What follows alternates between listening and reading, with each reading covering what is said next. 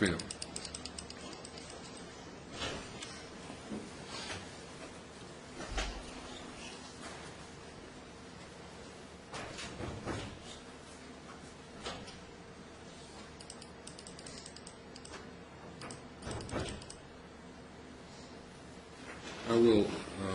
I'm concerned that we may have a gap in our recording of this. They have changed the hard drive or the computer CPU for this program and shifted over to supposed to be going to primarily digital on it. And when the tape stops, that's just the court's backup. In case we ever had a glitch, I've always got the kind of old-fashioned backup on VCR tape.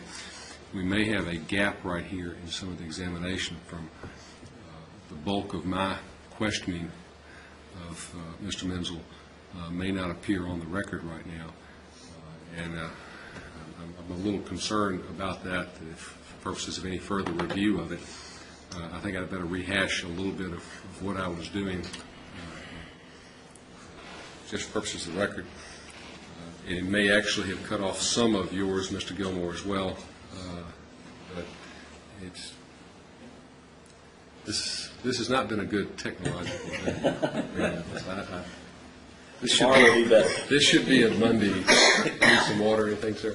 I have some, thank you, okay. Your Honor. All right.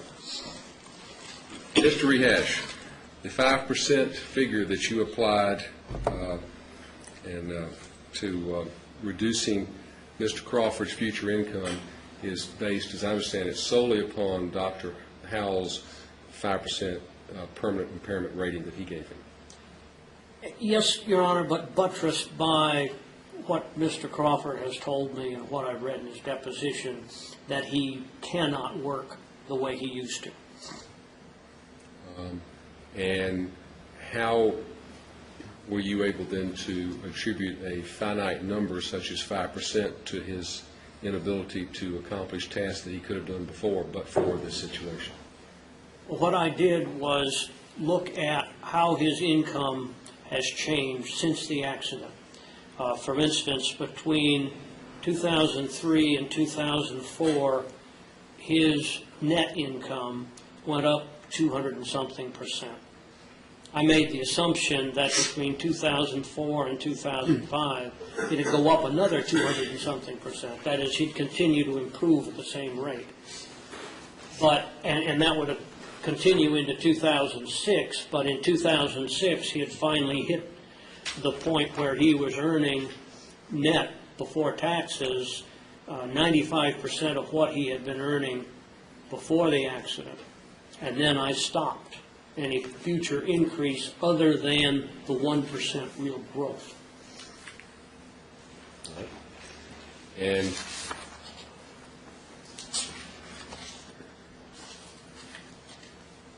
on the PC Economist, I believe I was asking you that you have relied upon the Shawnee Mission study, for example, for household services, but you don't know who ordered that study to be prepared or the underlying data that was utilized by that study. That's correct, sir. But it is something that you believe was utilized by the experts for the defense? It was. It's in his report, Your Honor. And that this is a template of sorts that you rely upon to make it a little bit easier for you, but it includes the life expectancy tables and things like that, and attaches values to certain services so that you can extrapolate out what you think will be the future loss of someone. Is that right? That's correct, Your Honor. Okay. And I didn't think that you had nothing to do with the creation of the actual software program. You just bought this from the company that manufactures it. Yes, sir. Advocate Software's in California.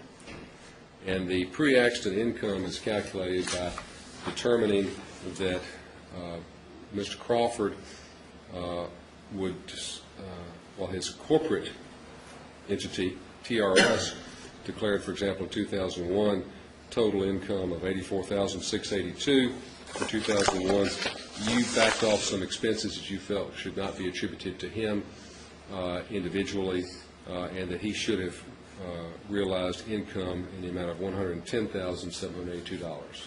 Correct, Your Honor. Okay. One thing I didn't ask you, is that pre-tax? That is pre-tax, yes, Your Honor. You know what the tax rate would be for someone earning $110,782? The incremental tax bracket, I believe, would be 28%, but the actual would probably be more like 20, 19, 21, average of overall.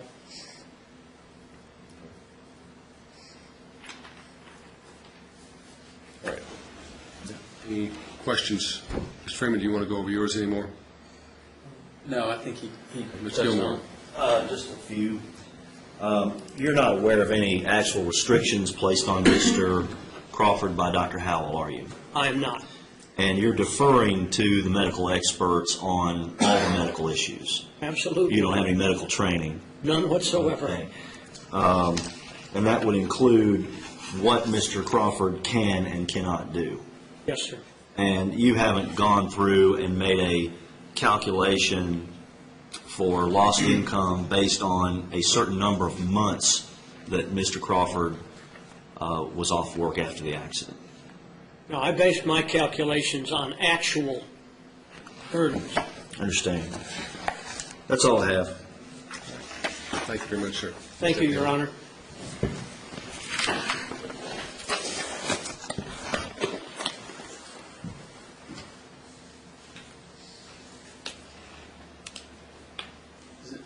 Your Honor, will you be making a ruling? Yes. Okay. Do y'all want to Is be it heard okay any if further? Mr. Menzel stays in the courtroom? To Yeah, you do need you to remain. Anything further y'all want to bring to my attention? No. No, Your Honor.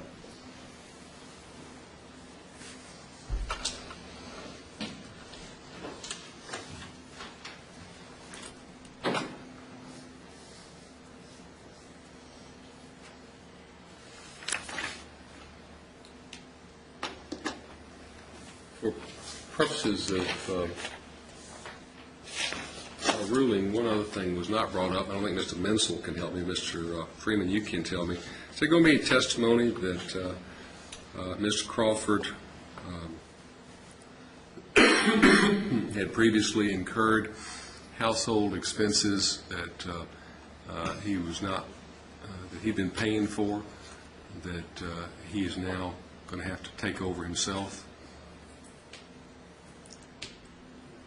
On these household, the value of the household services, I mean, is there a yard man that he used to have that he was paying for that he's now doing the work for instead?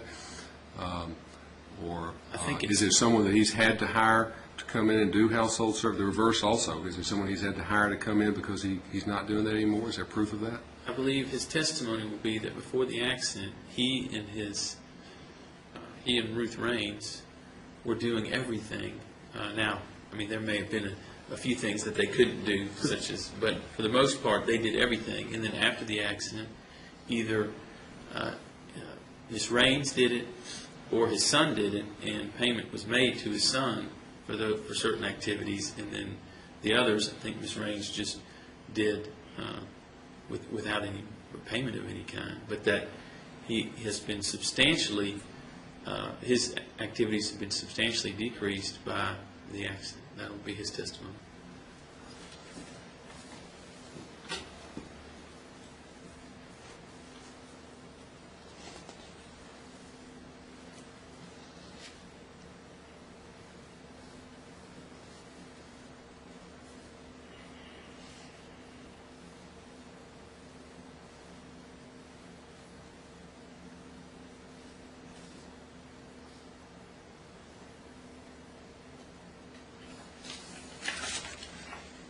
All right, first, on Mr. Menzel's opinion that he can take just a 5% decrease in the expected earning capacity of Mr. Crawford in the future, I'm going to grant the motion. I think that there simply is not enough scientific or generally accepted accounting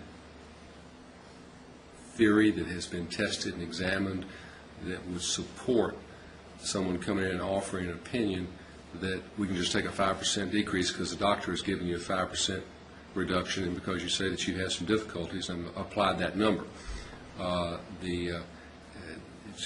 Tennessee is stricter than the federal courts and many others, and I have to make a determination that the expert's opinion will substantially assist the trier of fact. And I cannot find that the underlying reasoning and that supports this determination of 5% is sufficiently trustworthy for me to allow that to go to the jury. That does not prohibit Mr. Crawford from saying, I can't do things I used to do, and I'm limited to some extent. I'm not saying you can't seek recovery for some loss of damages. It's just you can't bolster it with an expert saying, here's the formula you use. You just take 5%. And it is, that's just, it doesn't pass muster under the McDaniel requirements and the rules of evidence in Tennessee. And so I must respectfully instruct you, Mr. Menzel, that you're not going to be permitted to offer testimony about this projected 5% loss of income in the future. As for the value of household services,